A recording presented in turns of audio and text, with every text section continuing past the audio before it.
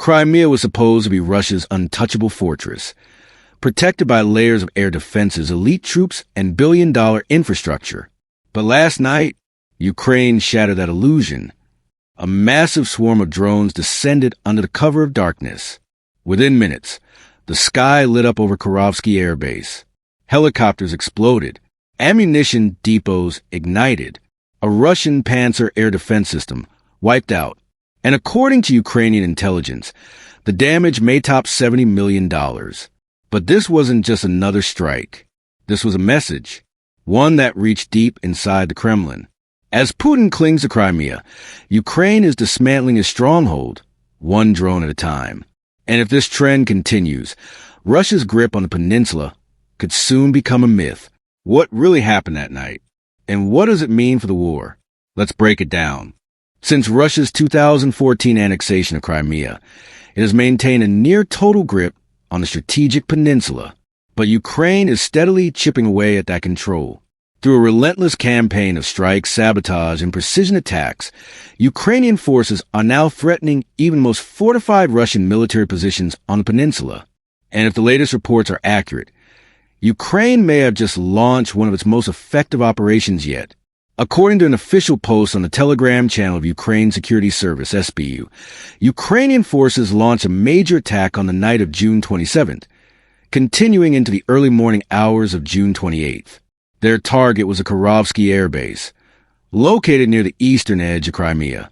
It's a key military site used by Russian forces to support operations across occupied territories and houses various aircraft, helicopters, air defense systems, and ammunition storage. The SBU's message framed the strike as another successful special operation, claiming that Ukrainian drones inflicted major damage.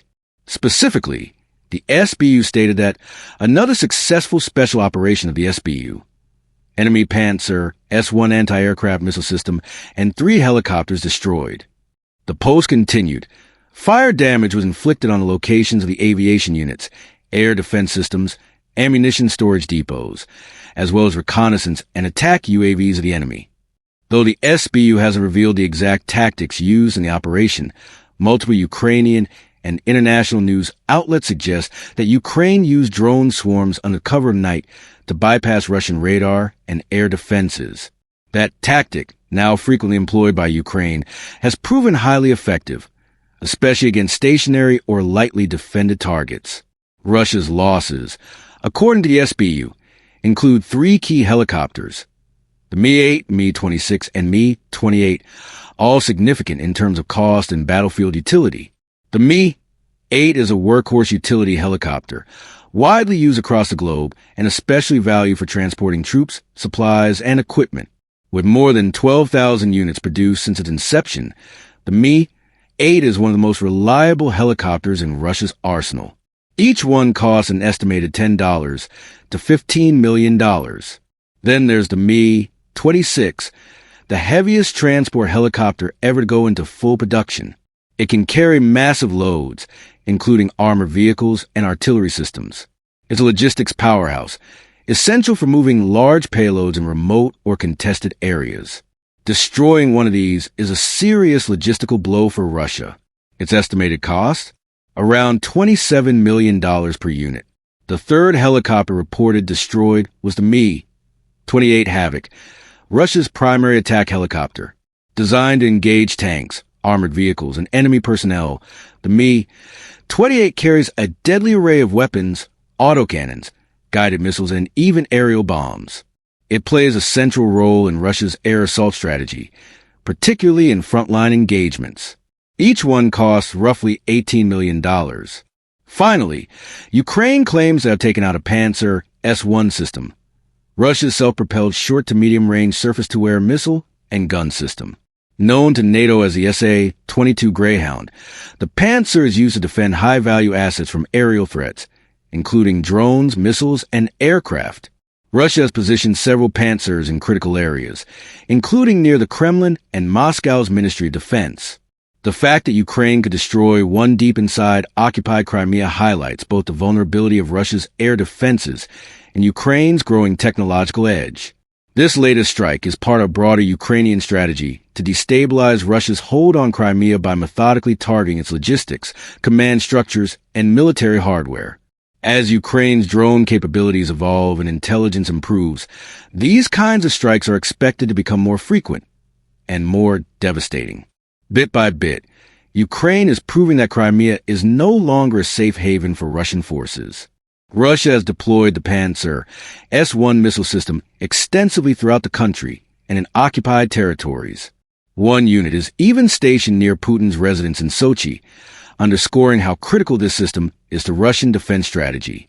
With each Pantsir S-1 valued at around $14 million, Ukraine's latest drone strike may have caused more than $70 million in total damage. This attack once again highlights Ukraine's growing ability to target and destroy high-value Russian military assets, not only within occupied Crimea, but potentially deep inside Russia itself. According to a post from the Security Service of Ukraine, SBU, the operation wasn't just about material destruction. The SBU reported that during the night, a secondary explosion occurred at the Kharkovsky Air Base following the initial strike. While specific details of the secondary detonation remain unclear, its mere occurrence points to a successful and well-orchestrated mission.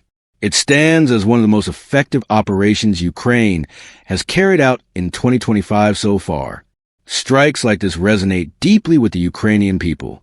Crimea holds symbolic and strategic importance for Ukraine. While many observers view the war as having begun in 2022, for most Ukrainians, the conflict started in 2014 when Russia first invaded and annexed Crimea. Russian special forces quickly seized government buildings, blockaded Ukrainian military bases, and shut down access to the peninsula, catching local residents by surprise. Soon after, Russia installed a puppet administration and staged a so-called referendum to legitimize its claim. Official Russian figures claim that nearly 97% of Crimeans voted in favor of joining Russia. However, the vote offered no option for retaining the status quo, and the process occurred under military occupation. As a result, the international community, including NATO and Ukrainian government, deemed the referendum illegal and invalid. Despite global condemnation, Russia has refused to withdraw. Since then, President Putin has doubled down on his rhetoric. Recently, he claimed that not only is Crimea part of Russia, but all of Ukraine should fall under Russian control. I've said it before, Russians and Ukrainians are one people. In this sense, all of Ukraine is ours. There's an old rule, wherever a Russian soldier sets foot, that's ours, he declared. This aggressive stance reveals why Crimea has remained a focal point in this ongoing conflict. Militarily, Crimea serves as a launch pad for Russian operations. The region plays a vital role in logistics and troop movements.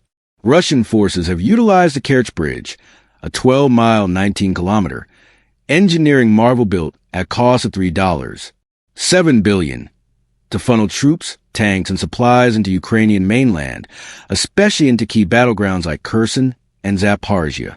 Beyond being a logistical hub, the bridge has become a potent symbol of Russian dominance. For Ukraine, however, it represents occupation and oppression. Ukrainian forces have targeted it multiple times, seeing it as not just a transport link, but a strategic and symbolic asset of Putin's regime. That's why Ukrainian strikes on Crimea carry such weight. Even while Ukraine fights on other fronts, in Donetsk, Luhansk, and the broader southern theater, Crimea remains a top priority. When resources allow, Ukraine launches precision strikes on military infrastructure across the peninsula, weakening Russia's operational capacity.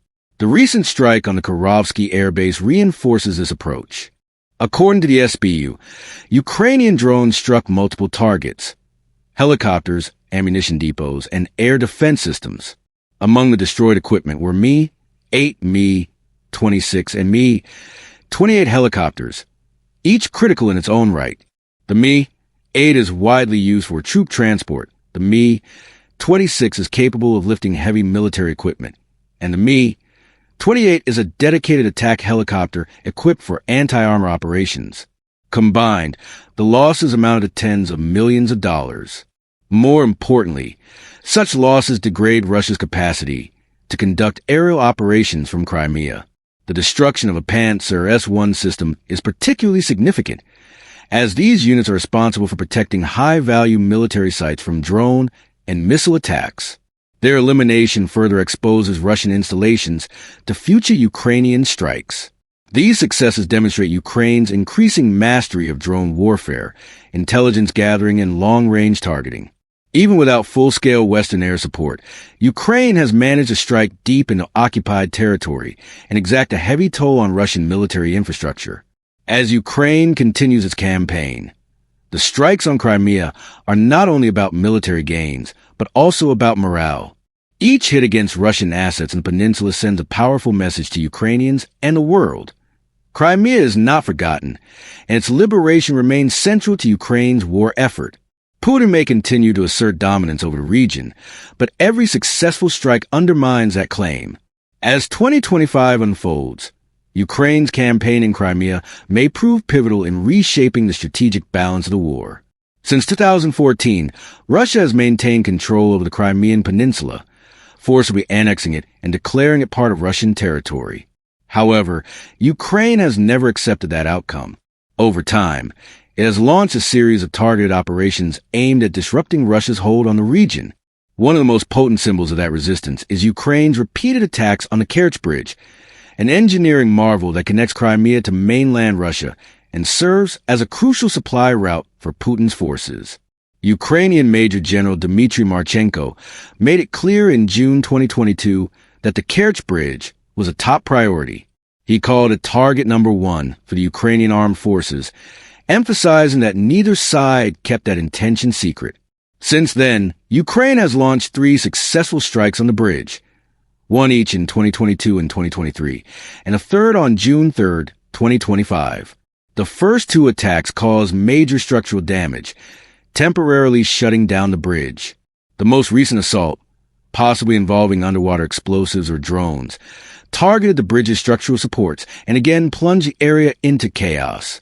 The port city of Sevastopol, Crimea's largest city and home to the Russian Black Sea Fleet, has also been a consistent target. Ukrainian drones were spotted over Sevastopol as early as July 2022. By late October that year, Ukraine launched a daring drone and unmanned surface vehicle attack on the city's naval base. Explosions rocked the area, and the Admiral Makarov, Russia's fleet flagship, sustained significant damage. Attacks on Sevastopol have continued. Ukraine has reported numerous Russian casualties and substantial losses of equipment, including naval warships and even a submarine. One of the most notable strikes occurred during Operation Crabtrap in September 2023. Ukrainian forces fired Storm Shadow Cruise missiles at the Black Sea Fleet headquarters, inflicting over 100 casualties and destroying the building so thoroughly that Russia was forced to demolish what remained. Ukraine has also zeroed in on Crimea's military air bases, hitting them with precision drone and missile strikes. These repeated assaults have chipped away at Russia's logistical capabilities. The Sake, Belbek, and Zankoy air bases have all suffered extensive damage. In August 2022, a strike on Sake destroyed 7 Russian aircraft and damaged 3 more. Zankoy was struck in April 2024, leading to widespread fires and explosions. Just weeks later, Ukraine targeted Belbek, reportedly destroying 2 MiG-31 fighter jets worth over $30 million each, along with missile system and a fuel depot. Ukraine hasn't limited its attacks to airfields alone. Ammunition depots, oil storage facilities, and other strategic infrastructure have also come under fire. The cumulative effect of these strikes has severely disrupted Russia's logistics in Crimea. In March 2023, for example, Ukraine revealed it had destroyed a shipment of Kalibr cruise missiles being transported by train across Crimea. In another operation, in October 2024, Ukrainian drones set off a firestorm at a fuel depot in the Feodosia region. Even Russia's attempts to bolster its defenses have proven ineffective. Despite deploying advanced air defense systems across Crimea, Ukraine has repeatedly found ways to disable them. One notable example occurred in August 2023, when Ukraine used a domestically produced Neptune missile to destroy a Russian S-400 air defense system. Later that year, Ukraine fired U.S. supplied Atom's missiles into Crimea, damaging another system. These repeated Ukrainian strikes have demonstrated the vulnerability of Russian positions in Crimea. They highlight Ukraine's ability to conduct deep operations using a mix of homegrown and Western-supplied technologies. Crimea, once seen as an impenetrable stronghold for Russia, has become a battleground where Ukraine scores high-profile victories. Each successful attack not only damages Russia's military capacity, but also sends a powerful message. Crimea is still contested, and Ukraine is not giving up. From drones to cruise missiles, from fuel depots to naval headquarters, Ukraine's systematic campaign against Russian assets in Crimea continues to bear fruit. It's part of a broader strategy aimed at weakening Russian forces and reclaiming lost ground, both physically and symbolically. And as Ukraine's capabilities grow, so too does the pressure on Putin's regime to hold a peninsula that is becoming increasingly indefensible. Ukraine's broader military strategy is now unmistakably clear. Target the heart of Russia's war machine by striking high-value infrastructure. From Crimea to the occupied regions of Ukraine, and even deep inside Russian territory like Kursk, Ukrainian forces have consistently prioritized hitting assets that inflict the greatest possible damage. These targets include oil depots, power plants, bridges, air bases, and railway networks, critical nodes that sustain Russia's war effort. Why such a strategy? The advantages are obvious and immense. First and foremost, these strikes hit high-value targets that cripple logistics and cost Russia dearly. With relatively inexpensive drones, Ukraine is able to inflict financial damage measured in the millions or even billions. A prime example is Operation Spiderweb, which reportedly caused extensive losses to Russian fuel infrastructure and air defenses at minimal cost to Ukraine. This cost-benefit asymmetry has become a defining feature of Ukraine's approach. According to recent statements from Commander-in-Chief Alexander Syrsky, drone operations alone have caused an estimated $10 billion in damages to Russian military and industrial assets. Even more striking, Ukraine has managed to achieve this using a highly cost-effective model, spending just $1 to cause $15 worth of damage. That's a staggering 15-to-1 ratio that underscores the brilliance of Ukraine's asymmetrical tactics. But Ukraine isn't simply chasing economic damage. There's a deeper military rationale at play. These targets serve as a logistical and operational lifeblood of Russia's military. Destroying air bases eliminates launch points for drones and missile attacks on Ukrainian territory. Knocking out oil depots hampers vehicle mobility and air operations. Disabling factories prevents the production of critical components for tanks, missiles, and other equipment. And by severing bridges and railway lines, Ukraine disrupts the rapid movement of troops, weapons, and ammunition toward the front lines. Each strike is designed to create cascading problems for Russia, logistical, operational, and psychological. Supply lines are interrupted. Reinforcements are delayed. Resupply efforts slow down. And commanders must scramble to reorganize, creating constant tactical instability. The cumulative effect? Russia is being forced to fight a war on multiple fronts, not just on the battlefield, but deep inside its own infrastructure. For Ukraine, it's a strategy of relentless disruption.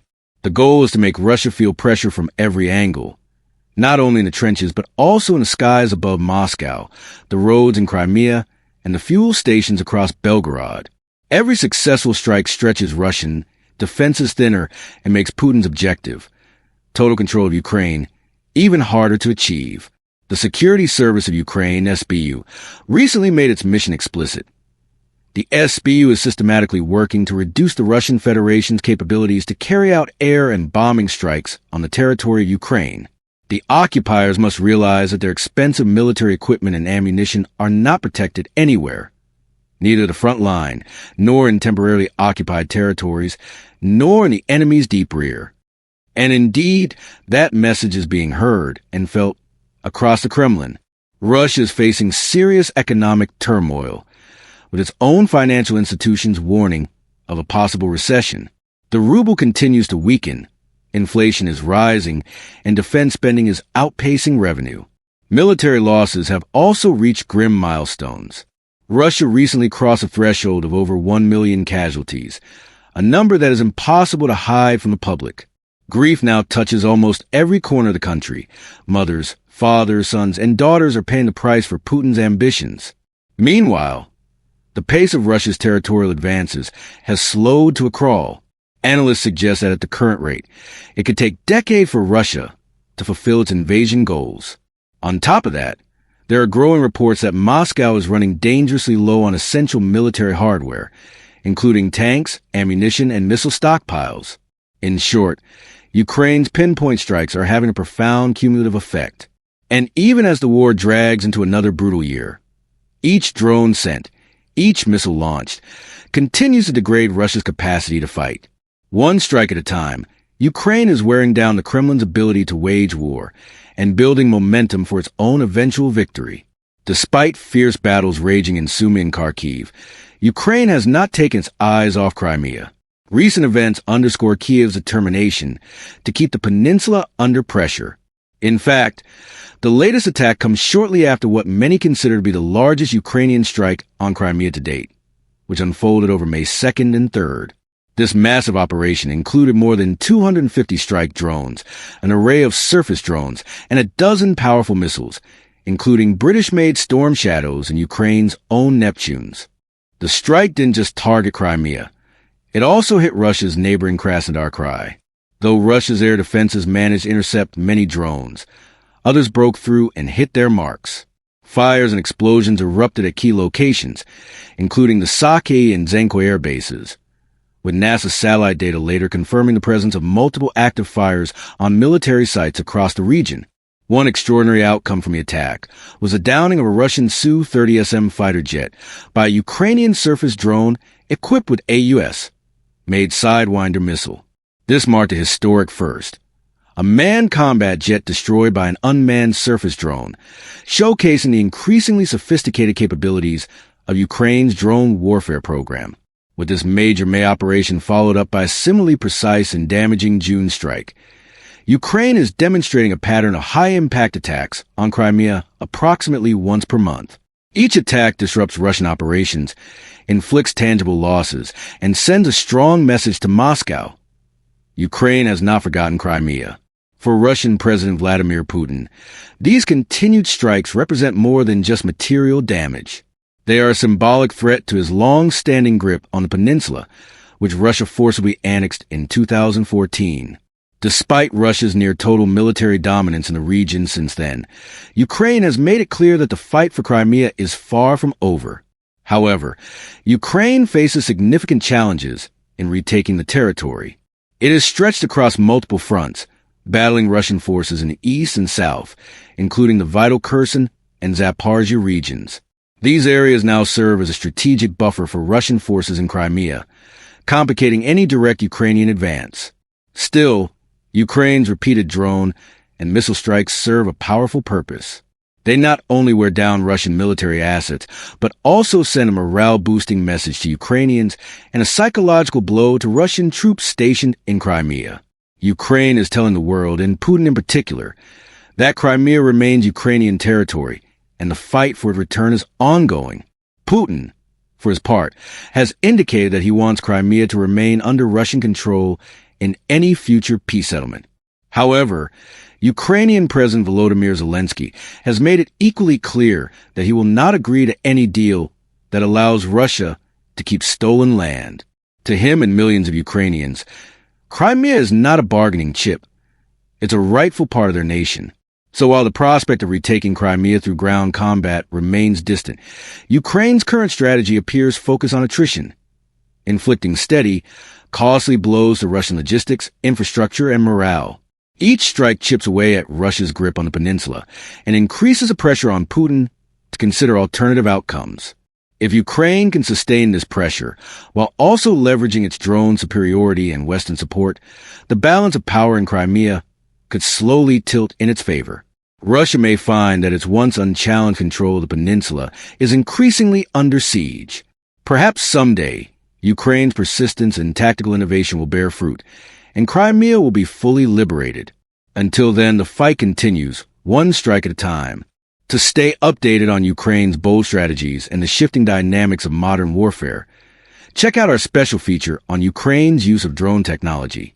Also, watch our detailed analysis of the current state of Russia's Air Force. Subscribe now for consistent, credible updates on the Ukraine-Russia war and other major global developments.